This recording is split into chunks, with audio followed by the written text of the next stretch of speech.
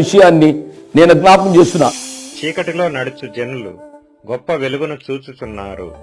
మరణఛాయ గల దేశ నివాసుల మీద వెలుగు ప్రకాశించును కదా. క్రిస్మస్ అనగానే యవనస్తులు ఇది గుర్తుపెట్టుకోవాల్సిన మాట ఏంటిది, ఇక్కడ ఉన్నవారు కూడా అందరూ ప్రాముఖ్యంగా యవనస్తులు గుర్తుపెట్టుకోవాల్సిన వాడు. మనం జెన్జీ జనరేషన్ లో ఉన్నాం కాబట్టి మన క్రిస్మస్ అనగానే బట్టలు, క్రిస్మస్ అనగానే ఆ పార్టీలు, క్రిస్మస్ అనగానే ఎంటర్టైన్మెంట్ అనే విషయం ఉంటుంది. కానీ యెషయా ప్రవక్త గారు అన్న మాట చీకటిలో ఉన్న జనులకి ఇదేంటిది, వెలుగు అనే మాట ఇక్కడ గమనించాలి. కాబట్టి ఈ క్రిస్మస్ అనేది it is a season of Joy, season of love, season of forgiveness, season of hope. But Christmas is a season of light అనేది మనం గ్రహించాలి.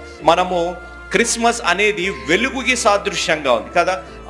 It's a festival of light అనేది మనం గమనించాలి.